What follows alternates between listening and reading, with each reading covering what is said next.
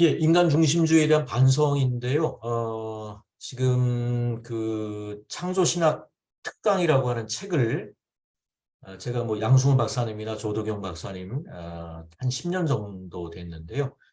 창조론 오픈 포럼을 저는 뭐 하면서 사실은 이제 제가 신론 쪽의 전공자이고 이 창조론이나 이 과학 쪽은 제가 뭐 전공한 게 없어서 문외한인데 어떻게 보면 이렇게 초대해 주셔서 함께 활동을 했고 그 결과가 이제 창조신학 특강이라고 하는 책으로 나온 거라고 저는 생각을 하고 인간 중심주의에 대한 반성은 그래서 그 책에 이제 3부로 원래 생각을 했었습니다.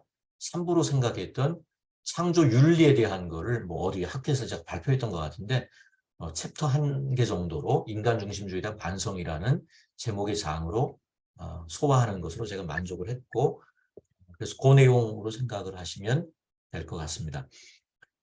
지금 뭐 코로나 때문에 지금 이 인간 중심주의, 특별히 환경에 대한 관심이 높아지면서 여기에 대한 이제 비판이 많이 있는 그런 가운데 있고, 인간 중심주의가 성경을 이제 잘못 해석하면 나오게 되는 잘못된 주장이다라고 하는 반성들이 있고, 그러면 생태 중심주의라고 하는 게 또 있다 그러네요. 인간 중심주의에 반대되는 게 생태 중심주의가 있는데 이것도 성경적인 입장은 아니다라고 얘기를 하고 복음주의권에서는 하나님 중심주의라고 하는 그런 조를 만들어내서 이 환경에 대한 관심들을 기울이고 있는 그런 가운데 있고요. 그리고 이제 그 어떤 이 자연 세계에 대한 인간의 책임을 강조할 때 청지기 개념에 대한 얘기를 하고 있는데 크리스토퍼 라이트라고 하는 이제 구약 신학자 같은 경우는 청지기 개념에 이제 두 가지 문제가 있다라고 해서 왕권 개념에 대한 근데 이 왕이라고 하는 거는 뭐 이 전행을 휘두르는 건 왕이 아니라 동양적인 어떤 왕의 개념을 가지고 와서 보다 더 책임성 있는 그 왕에 대한 이야기를 하고 있는 게 아마 요즘의 구약 신학 쪽에서의 흐름인 것 같고 그런 내용들을 조금 좀 소개해 보려고 합니다. 예, 린 화이트의 1967년의 논문, 우리의 생태 위기의 역사적 뿌리라고 하는 논문. 이 논문 이래로 하여간 뭐, 이 지금 환경 문제의 원인이 기독교에 있다라고 하는 이런 식의 통념이 확고하게 이제 뿌리를 내리는 그런, 뭐 안 좋은 의미에서 이제 좀 그런 계기가 됐다라고 볼 수 있는데, 제가 야후에 있는 거를 가져와 봤는데요. More science and more technology are not going to get us out of the present ecological crisis until we find a new religion or rethink our old one 이렇게 돼 있는데 더 많은 과학과 더 많은 기술은 우리를 현재의 생태적 위기에서 구해주지 못할 것이다. 언제까지 그러냐 하면 우리가 새로운 종교 또 우리의 이전 종교를 다시 생각할 때까지는 이 과학이나 기술이 우리를 생태적 위기에서 구출하지 못할 것이다. 뭐 이렇게 돼 있는데 기독교 신학을 비판하는 사람인데 또 뭐 다른 내용들을 보면 아버님 쪽에서 뭐 장로교 목사님이라는 얘기도 있고 그렇게까지 뭐 기독교 신앙에 대해서 비판적이지 않았다라고 하는 그런 얘기도 나옵니다만은 어쨌거나 이제 1967년도 요 논문은 기독교가 어떻게 보면 기독교 신학이 환경 오염의 주범인 것으로 고착화되는데 상당한 기여를 한 논문이라고 볼 수 있을 것 같고요. 이교에 대한 기독교의 승리에 대해서 얘기하고 이게 이제 여러 가지 많은 패단들을 가져갔고 인간은 하나님의 형상으로 만들어졌다. 대표적으로 보았을 때 이렇게 보면 기독교는 세상에 존재하는 가장 인간 중심적인 종교다라고 하는 게 이제 기본적인 린 화이트의 논문의 기본적인 주장이라고 생각하면 좋을 것 같습니다. 근데 서구 과학은 기독교 신학을 기반으로 형성됐고 1세기 전부터 19세기부터 과학과 기술의 결합을 통해 인간에게 부여된 능력은 통제가 불가능한 상태가 됐다. 그리고 그런 면에서 기독교는 지금 환경 문제에 대해서 책임을 져야 된다라고 하는 그런 주장을 하고 있습니다. 그리고 자연이 인간을 섬기는 것을 제외하고는 인간을 섬기는 도구로서 자연이 존재하지 그 이외에 자연 자체의 존재 이유는 없다라고 하는 기독교적 공리는 거절해야 된다라고 하는 그런 주장을 하고 있고, 이 자연이 인간을 섬기는 것을 제외하고는 존재할 아무런 이유가 없다라고 하는 게 과연 기독교적 공리인지에 대해서는 이제 여러 가지 디베이트가 이루어지고 있는 그런 가운데 있습니다. 화이트의 주장에 대한 반응은 매우 다양하게 이루어지는데, 먼저는 이 화이트의 주장이 치우친 주장이라는 거죠.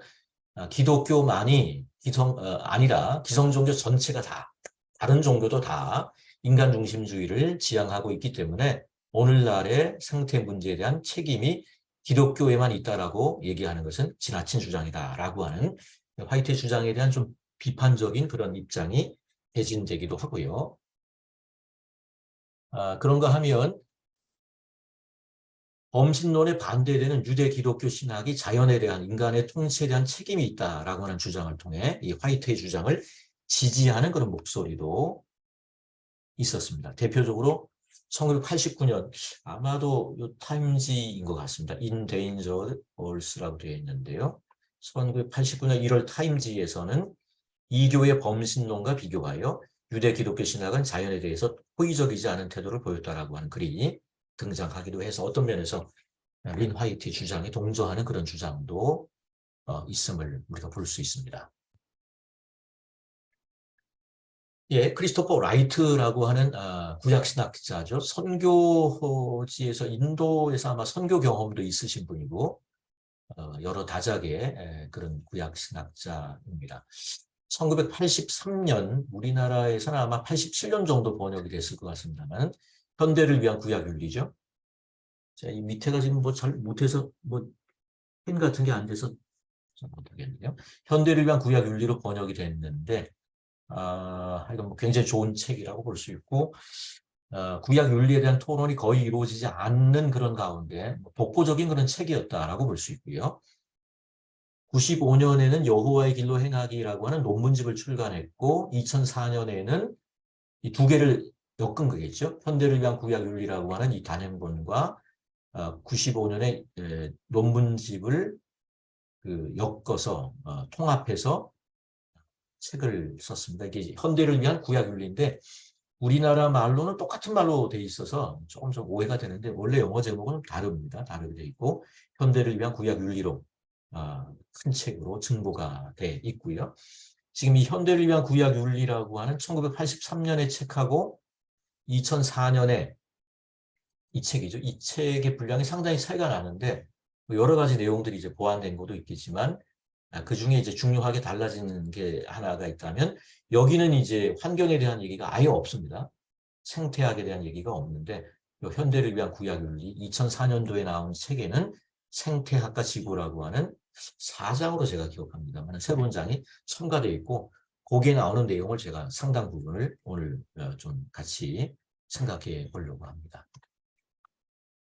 라이트는 현재의 환경위기의 주요 책임이 창세기 1장 28절에 뿌리를 두고 있는 자연에 대한 도구적 견해를 가지고 있다라고 하는 기독교에 있다라고 하는 생각이 광범위하게 퍼져 있는데 이런 이 화이트의 주장에 대해서 제임스 바라고 하는 저명한 구약신학자를 인용해서 화이트의 논문은 생육하고 번성하고 뭐 정복하라라고 하는 히브리어 본문에 대한 잘못된 이해에 근거하고 있다라고 라이트는 주장을 하고 있습니다.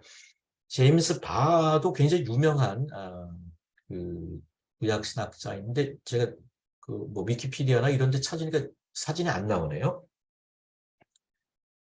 그냥 제가 아는 바로는 뭐 히브리적 사유와 뭐 그 헬라적 사유에 대한 거가 이제 뭐 그런 책도 있고 해서 굉장히 유명했는데 그거를 반대하는 분으로 제가 알고 있고요. 그거가 좀 틀린 얘기다 이렇게 주장하는 분인 것으로 제가 알고 있고 어원이라 그러죠. 어원을 가지고 이렇게 추적해 나가는 그런 부분에 대해서 상당히 비판적인 그런 분으로 상당히 영향력이 있는 분으로 알고 있고 지금은 웨스트민스터 신학교를 떠났습니다만 모세 실바가 아마 이 사람의 제자라고 이렇게 제가 찾아본 내용은 그렇게 나와 있고 상당히 그래도 그 지명도가 있는 옥스포드에서 오래도록 교수 생활을 하신 분인데 이분은 창세기 1장 28절에 그 문화명령이죠. 문화명령의 내용이 환경 오염의 주범이다라고 하는 이 화이트의 논문이 창세기의 히브리 본문에 대한 잘못된 이해에 근거하고 있다라고 얘기를 하고 있고, 이거를 이제 제임스 바의 주장을 화이트가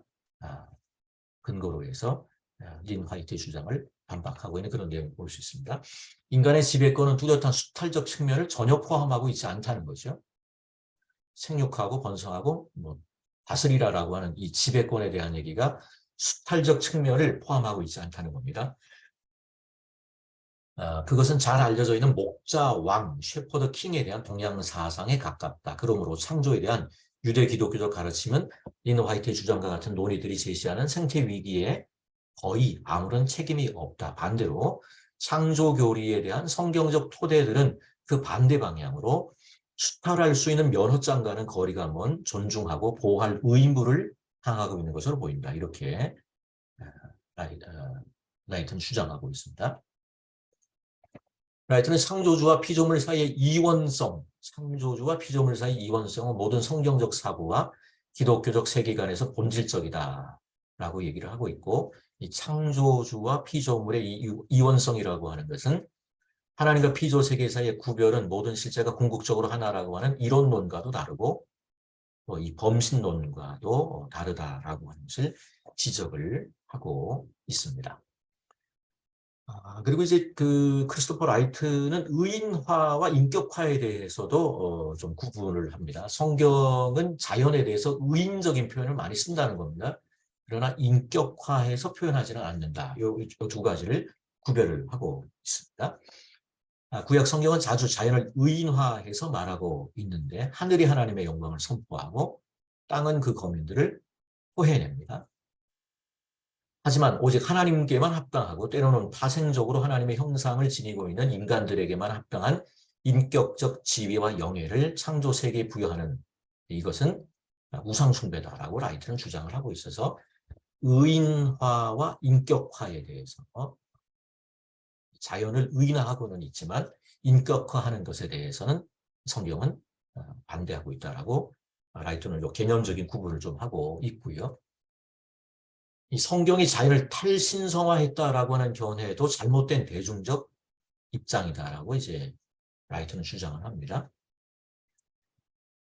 자연의 탈신성화라고 하는 것은 이스라엘이 창조된 질서의 신성함에 대해 전혀 의식이 없었기 때문에 자연을 단순히 인간의 유익을 위해 이용되어야 할 대상으로만 간주했다는 의미를 내포한다. 그래서 인간을 제외한 창조세계 전체에 대한 과학적, 기술적, 도구적 태도를 성경이 보장해 준다라고 주장을 하게 되는데, 이 자연을 탈신성화해서 이 자연의 신성적인 요소가 없기 때문에 인간을 제외한 창조세계 전체에 대한 과학적, 기술적, 도구적 태도를 성경이 보장해 준다라고 보통 주장하는데, 이게 틀렸다라고 이제 라이트는 이 얘기를 하고 있는 겁니다. 그래서 이 자연에 대한 이 탈신성화를 통해서 세속화된 견해가 성경에서부터 나온다라고 하는 건데, 이 부분은 이제 이 라이트는 세밀하게 구분을 좀 합니다.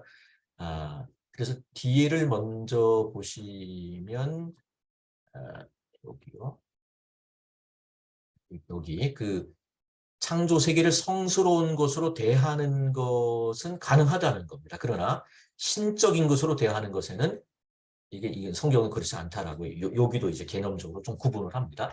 자연에 대한 이러한 세속화된 견해는 성경이 말하는 자연에 대한 탈신격화가 의미하는 바와는 전적으로 다른 것이다라고 얘기를 하고, 인간 생명의 존엄성에 대해 말하는 것과 인간을 신처럼 간주하는 것 사이에 범주상의 차이가 있듯이 창조 세계를 성스러운 것으로 대하는 것과 신적인 것으로 대하는 것 사이는 근본적인 차이가 있다는 겁니다. 그래서 이 인간 중심주의에 대한 얘기도 마찬가지 논리로 가는 것 같아요. 인간 생명, 인간의 존엄성에 대한 얘기를 하는 것에 대해서는 긍정을 합니다. 인간 중심주의는 아니지만 그러나 성경에서 인간의 가치에 대한 것들은 분명하게도 얘기하고 있다라고 개념적인 어떤 구분을 하고 있고, 이 피조 세계에 대해서도 신적인 것으로 이 업그레이드 시키지는 않지만 그러나 그럼에도 불구하고 이 자연 세계를 성스러운 것으로 대하는 것을 성경은 인정을 하고 있다라고 개념적으로 구분을 좀 하고 있습니다. 우리는 인간 이외의 자연 질서에는 어떤 성스러움이 있으며 그러한 성스러움을 존중하라고 하는 요청을 받고 있다는 거죠. 그러나 그럼에도 어떤 모양으로든 자연을 예배하는 것은 창조주를 피조물로 바꾸는 것이기에 잘못된 것이다. 그래서 성스러움이 있다라고 하는 것과 신적인 것으로 그걸 대하는 것은 근본적인 차이가 있다라고 이야기를 하고 있습니다. 창조 세계는 그래서 하나님을 위해서 존재하지 우리를 위해 존재하는 것이 아니라고 라이트는 말하고 있습니다. 제가 앞에서 말씀드렸던 것처럼 인간 중심주의, 생태 중심주의인데 하나님 중심주의, 이제 표현은 그렇게 쓰지는 않았지만 그 부분을 연상하게 하는 그런 표현이라고 보시면 될 것 같습니다. 창세기 1, 2장에서 인간이 하나님의 창조의 절정이었다라고 말하는 것은 정확히 맞는 말은 아니다. 진짜 절정은 하나님이 자신이 만드신 참 좋은 창조 세계를 흡족히 누리는 상태에 들어가셨을 때 하나님 자신의 안식과 더불어 이루어졌다.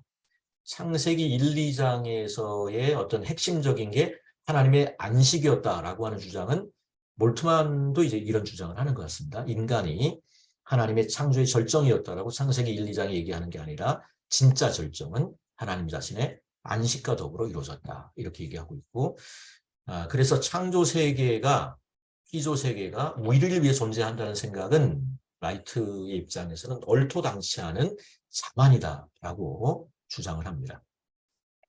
온 세상이 오로지 인간의 유익을 위해서만 존재하고 있다라고 상상하는 것은 인간의 지배권에 대한 전적으로 잘못된 견해다.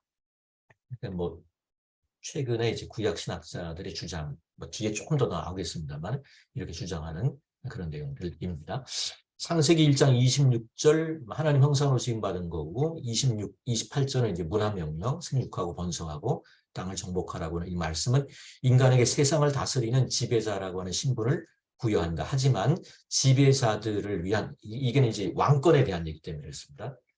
소위 말하는 그 청지기 개념이 부족하고 왕직에 대한 얘기가 이제 염두에 두고 있기 때문에 이런 얘기를 하는 거고요.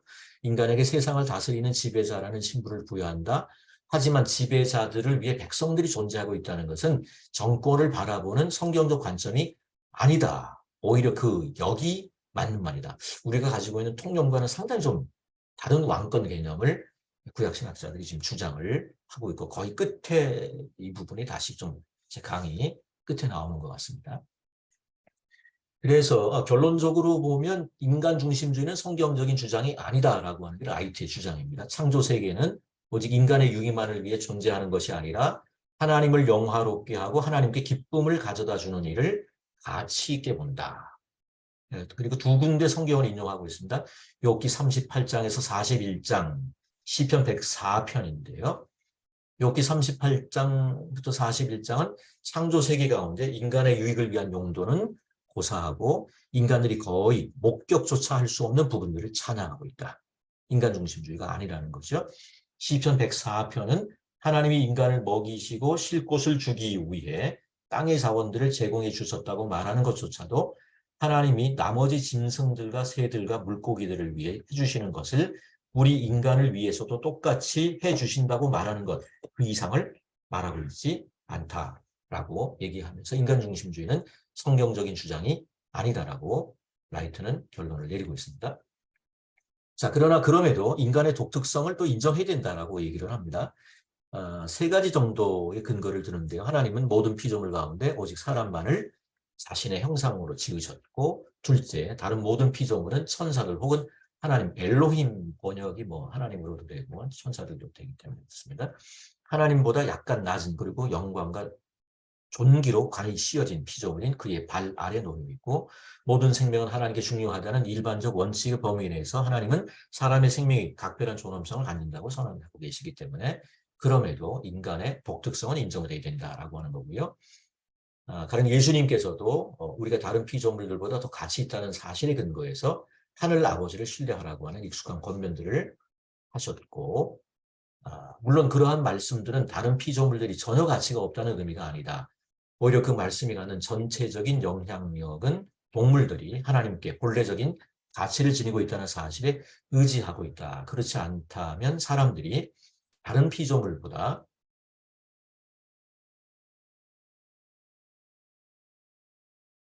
더 가치 있다고 말하는 것은 아무런 의미가 없을 것이다. 이렇게 결론을 내리고 있습니다.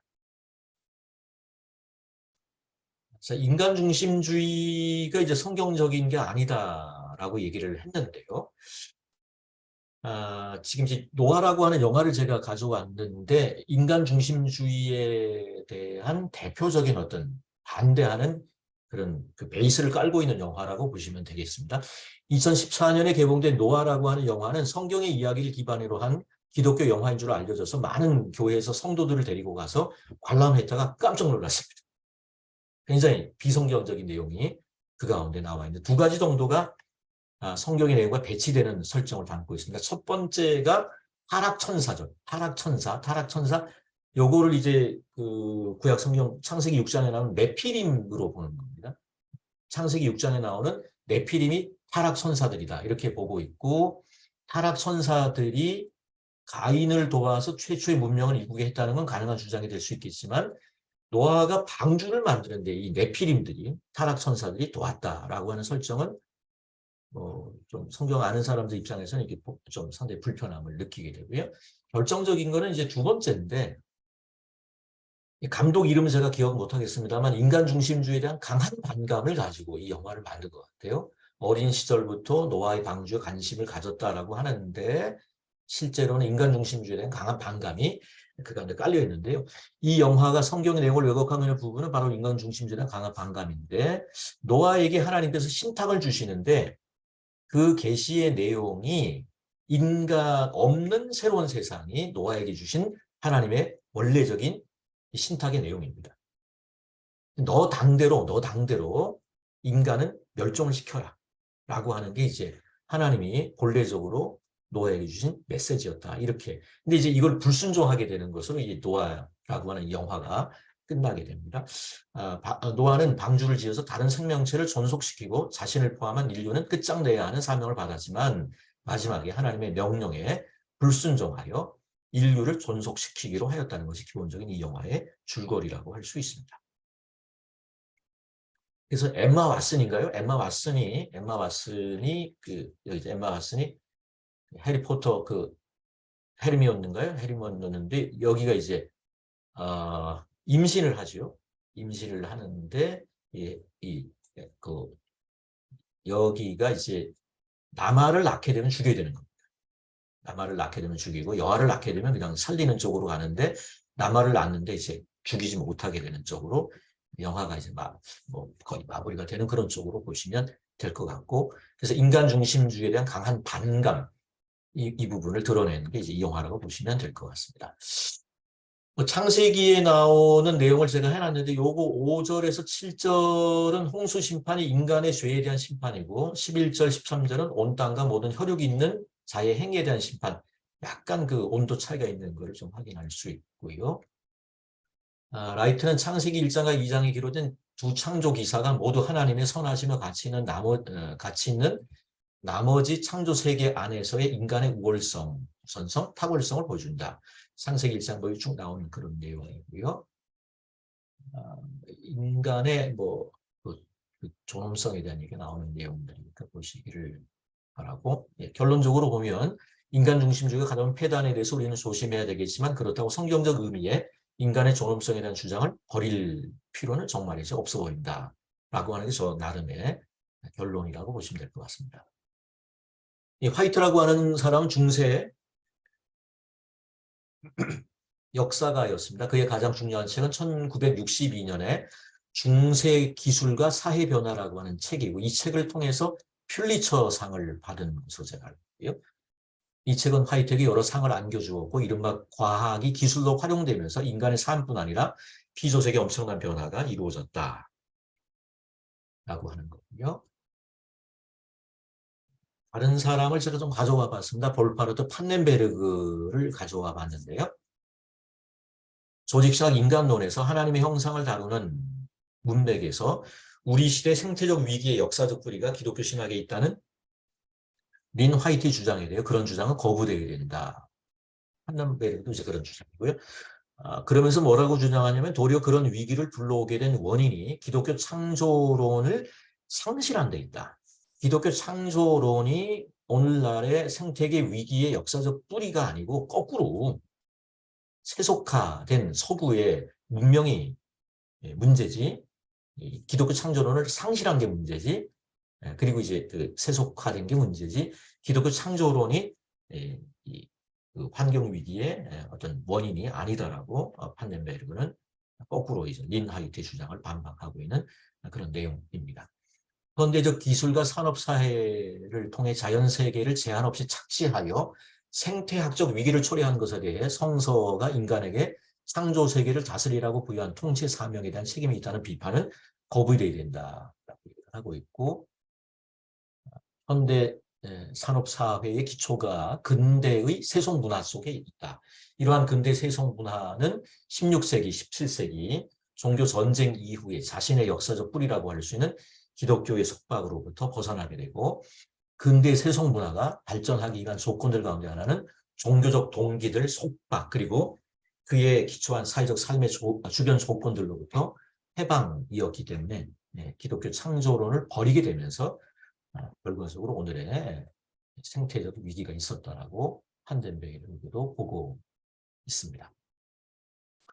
보통 이런 생태적 위기를 불러온 기독교 신학의 문제점 가운데 하나로 인간 중심을 지적하는데, 판덴베르그는 이 점에 있어서 한 분이시고 초월적인 성서의 하나님에 대한 기독교 신앙이 실제로 자연세계를 비신격화하고 그것을 인간의 통치 영역으로 인정하는 것에 대해서 일부분 또 긍정하고 있는 그런 부분을 볼 수 있습니다. 모종의 인간 중심주의가 기독교 신학 가운데 있다는 것을 인정하고 있고, 그러나 그럼에도 판덴베르그는 여기서도 자연세계는 여전히 창조자의 소유이며 하나님의 창조 의지는 하나님의 형상으로 창조된 인간에게 주어진 통치권의 척도로서 머무른다. 그러므로 이 통치권은 자의적인 처치나 착취의 권리를 포함하지 않는다라고 주장을 하고 있습니다.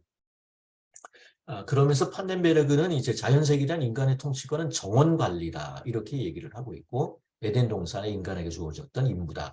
인간은 자신에게 주어진 창조에 대한 정보를 남용하곤 하고, 하지만 그럼에도 자연세계는 여전히 하나님의 창조로 남아있기 때문에 하나님께서 주신 통치의 사명을 인간이 독단적으로 오용하는 것은 인간 자신에게로 되돌아와 그를 공격하고 파괴시킬 것이다. 코로나 팬데믹이 이제 우리에게 주었던 그런 고통을 지금 예견한 듯한 그런 표현이라고 볼 수 있는 그런 주장들입니다.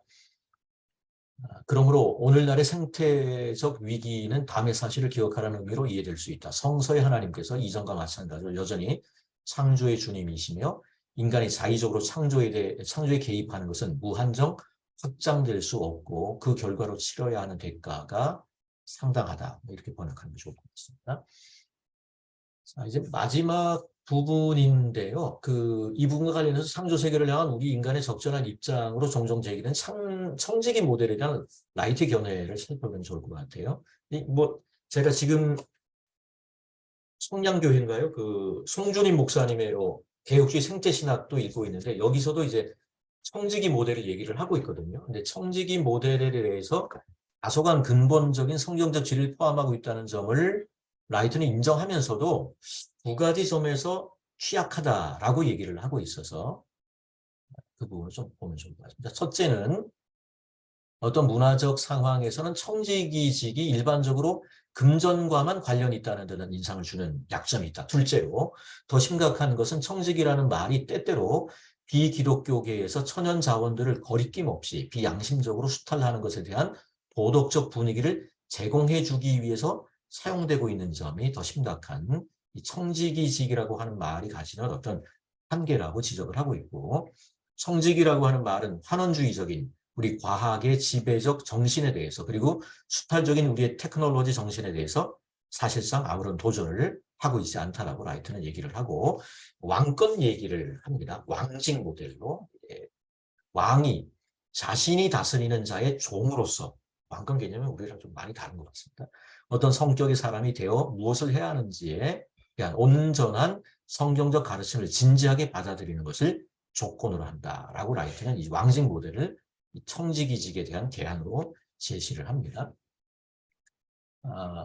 저는 이 왕직에 대한 라이트의 설명 전체를 제가 다룰 수는 없을 것 같고, 다만 라이트가 앤드류 린지라고 하는 옥스포드의 신학자인 것 같습니다. 이분의 박사 논문 제목이 Neglected Creature, 무시된 피조물일까요? 무시되었던 피조물, 비인간, 인간 이외의 피조물과 인간과의 관계에 관한 교리네요. 할바르트의 사상에 있어서의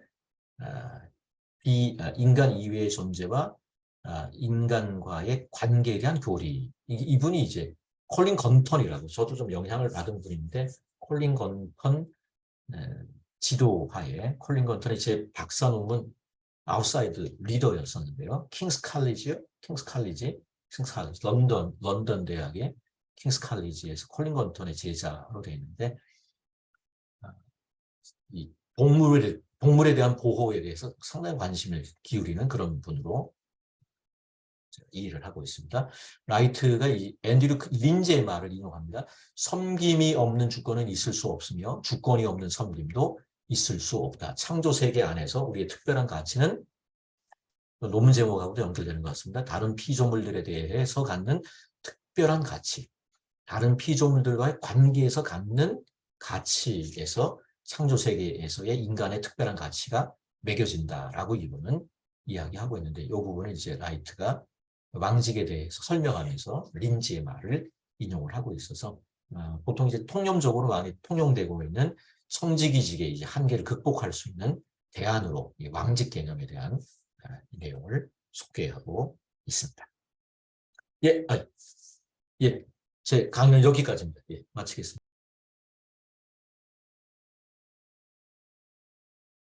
교수님 말씀 들어보니까 이제 이런 쪽에 관심을 가지고 이제 우리가 이제 인간 중심이냐 생태 중심주의냐 이런 것보다는 하나님 중심주의로 시각을 맞춰야 된다 하는 거기에 굉장히 동의가 되고요. 이제 신학자들이 이런 환경이나 생태에서 연구하는 분야가 실생활이나 현실이나 이제 개교회 쪽으로 내려올 때는 시간이 상당히 소요되는 것 같아요. 그래서 지금 저희 개교회에서는 지금 한창 유행이 되고 있는 환경, 생태 이런 쪽에 굉장히 혼돈스럽거든요. 그래서 이제 이런 우리 같은 이제 개교회에서 가르치는 이제 청년들을 가르치는 입장에서는 좀 어떤 것들을 공부하고 어떤 것들을 좀 가르쳐야 되는지 그런 좀 아주 기본적인 그 책이나 이렇게 논문이나 어떤 강의나 이런 것들이 있으시면 좀 소개해 주시면 청년들 좀 가르치는 데 도움이 좀 될 것 같습니다. 지금 저는 원래 이제 총신 쪽이니까 합동 쪽이죠. 합동 쪽에서 이제 신학을 공부했고, 지금 백석에 있는데 이제 보수적인 쪽이죠. 보수적인 쪽에서는 지금 제가 2번 정도 말씀드렸던 송주님 목사님, 네. 송주님 목사님께서 지금 청량교회 담임이신데요. 네. 생태 신학을 공부를 하셨고요. 남아공에서요. 하셨고 교회에서 목회를 하시면서 이렇게 그 환경주의까지 지키시는 보수적인 쪽에서는 유일한 분인 것 같고요. 그래서 실제 이제 보수적인 진영 쪽에서는 그 환경 그 운동에 대한 게 이분이 거의 독보적인 그런 존재라고 생각하시면 될 것 같고, 근데 제가 1990년대에 통합책이 굉장히 잘 돼 있습니다. 이쪽에 교단적으로 벌써 20년, 30년 됐네요. 1990년대 WCC 쪽이죠. WCC 쪽에서는 이 창조세계 보존에 대한 것들을 해서 통합 측에서는 이제 녹색교회 이런 운동들이 일어나고 있어서 그걸 제가 못 가져왔는데 그 통합 측 교단 거기에 들어가 보시면 봉사분지원, 사회봉사인가 거기 들어가면 녹색교회 그쪽에 들어가 보시면 한 10가지 정도가 나옵니다. 구체적인 내용들이 다 기억이 잘 안 나는데 1번 자연과 인간이 공존해야 된다. 실천사항 3개 그리고 2번째 10개 정도의 항목들이 나오고 밑에 한 3개 정도가 있고 그리고 어떤 가게를 그렇게 나눠 쓰는 가게 있지 않습니까? 어떤 가게를 운영을 하고 그런 거, 이렇게 자원 절감하고 이런 구체적인 운동한 목록들이 쭉 나와 있어서 일단 저희들 쪽에서는 그런 목록들을 한번 좀 보면 많은 도움이 될 것 같고, 그래서 그거를 좀 통합식 교회에서는 이제 교단적으로 이렇게 해서 선별을 하는 모양입니다. 그래서 녹색 교회로 이렇게 인증을 하는데, 합동 쪽에서는 이분 교회가 지금 유일하게 이 송준임 목사님 교회가 녹색 교회로 선정이, 신문 기사 같은 거에 이제 네이버에서 녹색 교회를 치거나 송준임 목사님 치면 아마 10년 전인가 아마 이 교회가 선정이 된 걸로 알고 있고, 통합 측 교단 총회 본부에 들어가셔서 좀 찾아보시면 여기에 이제 구체적인 항목들, 제가 논문 쓰면서 참조는 했었는데요. 10개 정도 항목들이 있고 구체적인 실천에 대한 것들이 쭉 나와 있는 그런 것들을 좀 참조하면 좋을 것 같아요. 네, 감사합니다. 찾아보겠습니다. 예. 네, 감사합니다. 그리고 저희들 보수적인 신학자 쪽에서 조영호라고 하는 분이 무슨 제목 정확히 못하겠습니다. 이제 송준임 목사님은 전공을 하신 분이고 그분은 전공을 하지 않으셨는데 이 부분을 열심히 공부해서 책을 한 권을 위기 시대의 환경을 써서 저희 보수적인 복음적인 진영 속에서는 송준임 그다음에 조영호 요 정도 볼 수 있을 것 같고 교회적으로는 통합측 총회 쪽 거를 조금 좀 검색하시면 구체적인 어떤 실천 방안들 같은 거를 볼 수 있을 것 같습니다. 네, 감사합니다. 예, 조금 나온 지가 오래되긴 했는데 이 책이 혹시 성경 문제와 성경적 원리라고 하는 이 책인데 이게 안 좋네. 환경 문제와 성경적 원리. 이 책이 99년도에 번역된 책인데 제목은 영어 제목은 Redeeming Creation 하는 책인데요. 제가 봤을 때는 이 복음주의적인 접근을 하면서도 원론적인 것을 제일 잘 다루고 있지 않으세요? 그 뒤에 나온 책들을 조금 봐도 이것처럼 이렇게 잘 정리한 책이 별로 없는 것 같아요. 주로 켈빈 대학 교수들이 중심이 돼가지고 썼는데 도움이 아마 되시지 않을까 하는 생각이 듭니다. IVP에서 나왔습니다.